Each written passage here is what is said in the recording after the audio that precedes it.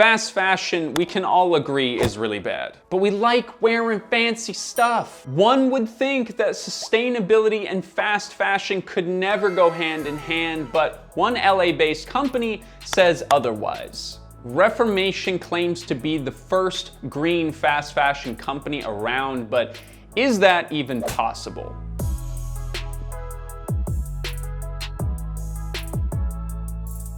I recognize that I am wearing a black t-shirt talking about fashion, but I'm not fashionable, so this is what we're doing. Reformation Clothing began as a vintage clothing store in 2009, founded by former model Yael Aflalo.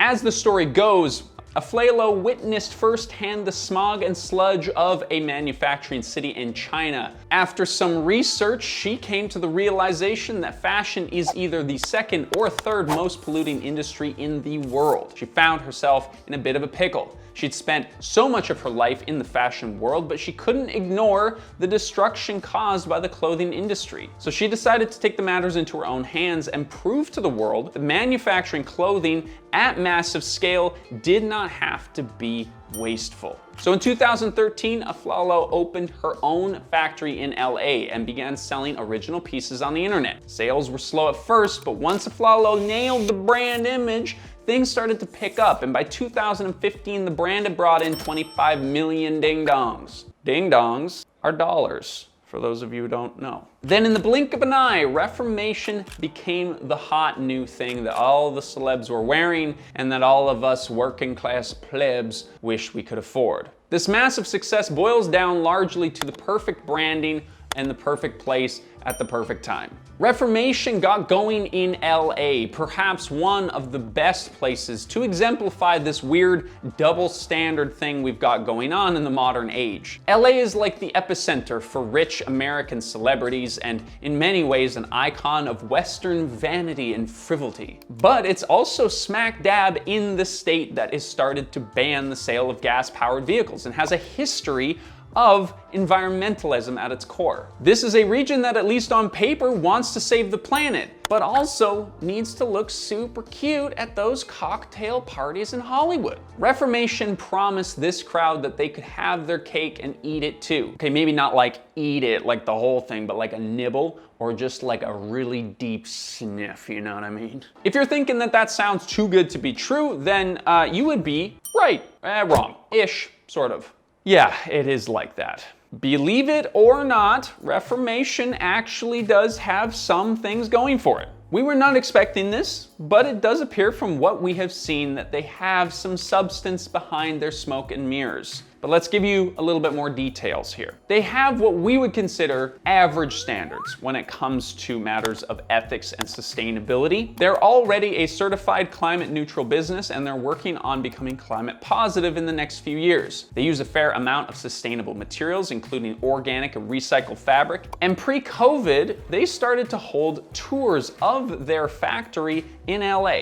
In general, Reformation embraces above average transparency that we would like to see from more companies, honestly. One of the best signs that a company isn't scamming people with their claims is if they're willing to just show you what they're doing behind the scenes. To this end, Reformation publishes information about the factories that they work with, when they were last audited, and more. And they provide handy guides on things like how they choose their fabrics, etc. They've even developed a scale to easily show consumers the environmental impact different garments have. They also have a store credit system, which we've seen some other brands use, which is basically like people getting value in store for eco-friendly behavior, like donating clothes to ThredUp or signing up with a renewable energy provider. You can also purchase carbon offsets directly through their website in order to ease the guilt you might feel for throwing a wedding or something. Now we're going to talk about the store credit thing later because I don't have a super good feeling about it. But in short, Reformation is a company serious about their eco-friendly image. From everything they say, they're proactive about making a difference, and they really do seem to be ahead of the game compared to most fast fashion brands that we're aware of, which granted is not a super high bar to pass. But reviewers at tough to please places like Good On You tend to speak fairly well about the brand as well. And despite all this, people are still not convinced. And by people, I mean me. These days, companies are financially incentivized to jump on the latest social craze, whether they actually care about it or not. And in fashion in particular, they've had a real rocky history with this. You remember the Me Too movement back in 2017? At the time, it seemed like all the hot companies made a big deal about how much they cared about addressing sexual abuse, and fashion labels detailed plans for protecting their models. But as soon as public awareness was redirected, things like separate change rooms and reasonable hours seemed to get largely forgotten.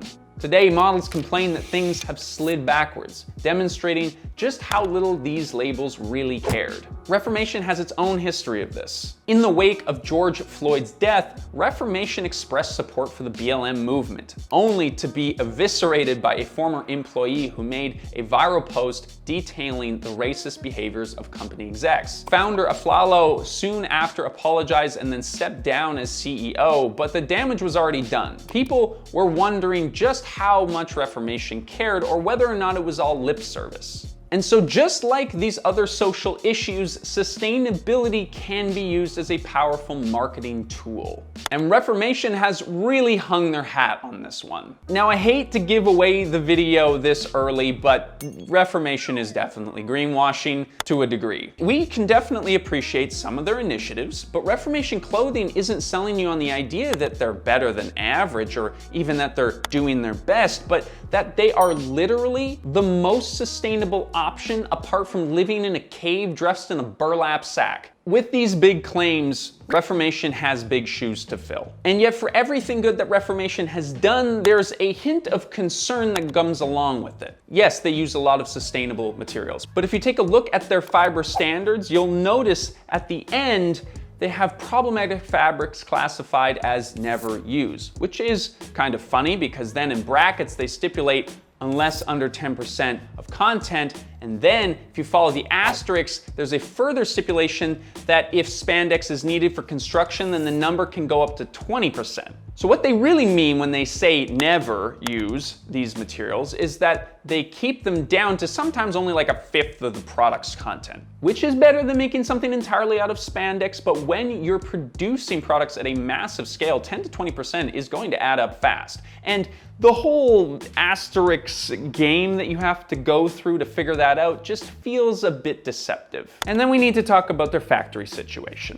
Reformation makes a very big deal about their LA factory. In their own words, this is a completely sustainable apparel factory that pays attention to even the smallest details, down to the coffee and the cleaning supplies. We can debate the use of the phrase completely sustainable, but from all appearances, this is a very decent factory. We've mentioned their factory tours, and they also publish little stories about the factory workers and behind the scenes footage, giving you a very strong impression of their transparency. The best thing about their LA factory is that it's on Reformation's home turf. This lends credibility to their claims of maintaining an ethical and sustainable workplace. And it allows them to micromanage the details as they see fit. But here's the thing, Reformation has a massive operation that uses 51 facilities to manufacture clothing and footwear. And that LA factory they always highlight is just one of those. They tell us over 50% of the cutting and sewing is done in LA, but a good portion of the rest of the work is done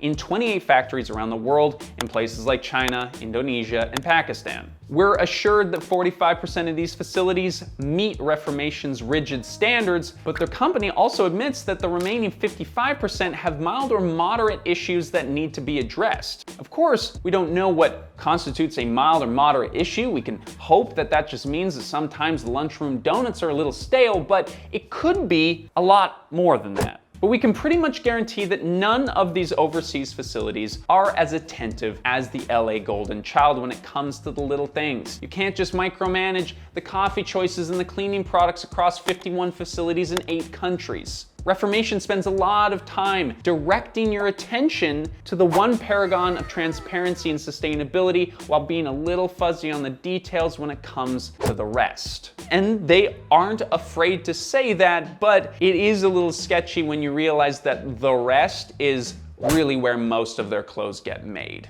Then we have the issue of the clothing itself. Reformation is in the high-end clothing categories, so you're expecting a high-quality product when you get it home. But from the internet reviews that we have seen, it doesn't sound like they're the most consistent company in terms of quality. If you were ordering a nice silk dress for $638 with the intention of saving the planet, you want to know that that dress is going to last more than one dinner party. Although maybe you're not supposed to wear it more than once. I don't know what fashion is anymore. Perhaps that dress does last, but we have seen a number of complaints that Reformation products can be a bit hit and miss, and that their customer service is absolutely appalling when you do get a dud. If you're not getting use out of your dress because it's unlined or it doesn't feel right or it has loose threads that unravel after a couple of seasons, I hate to break it to you, but that's not eco-friendly. That's just a whole lot of manufacturing and materials to make something doomed for the landfill. Which is kind of hard to hear coming from a company that sells sweaters for $200, $300, and $400. When you pay a premium for an item, you're expecting it to be great, especially when people like Rihanna are wearing them. But that price tag and the celebrity endorsements can kind of muddle our idea of what actually makes a piece of clothing great. So no, they are not the most sustainable clothing company in the world. Now, they are certainly much better than a fast fashion tycoon like SHEIN, that's for sure. Sustainability is at the core of their brand. It's not something that they're going to back away from when the mood shifts. And we'd like to think that their efforts in this area are influencing other fashion labels to follow suit, but sadly, they have something in common with SHEIN that kind of negates a lot of their sustainability efforts. They're still a fast fashion company. Reformation brings a new item from conception to the sale floor in 4 to 6 weeks. While this is like a tortoise pace in comparison to SHEIN, who we've made a whole video about already, and still slower than Zara's 10 to 15 days, it's still a lot faster than a traditional brand, which can take up to 18 months. If the most sustainable clothing is the stuff that you already have, then releasing new products every single month doesn't really fit that message. The reality is that for many fast fashion addicts who have a lot of money, Reformation provides an easy out for people who don't want to do the hard work of living intentionally, but still want to score eco-friendly bragging points. And Reformation does actively encourage overspending. Just think of their store credit system, where they give you a deal on new clothing if you give your old stuff to a secondhand store. Optimistic me wants to, believe that they're just nudging us to think critically about what we do with our clothes when we're done with them. But the cynical side of me is that this is just another way of easing your conscience so that you feel better about buying more and more with that store credit that you virtuously earned. The subtle lie here is that shopping from them is somehow going to heal the planet, and it's all good because your clothes won't end up in a landfill. Except they will, because if you donate to thrift stores, they are absolutely inundated with more clothes than they can possibly ever sell. We've made another video about that too, so if you want to watch that, we'll link that in the description as well. In general, the whole Reformation business model reeks of what the New Yorker describes as a kind of middle-aged style indulgence system. Basically, you pay extra money to ease your guilt in a kind of vague, ill-defined way, like handing Reformation $68 to offset 6 months of personal carbon production, as if all of our environmental problems can be solved by individual consumers just throwing more money at them.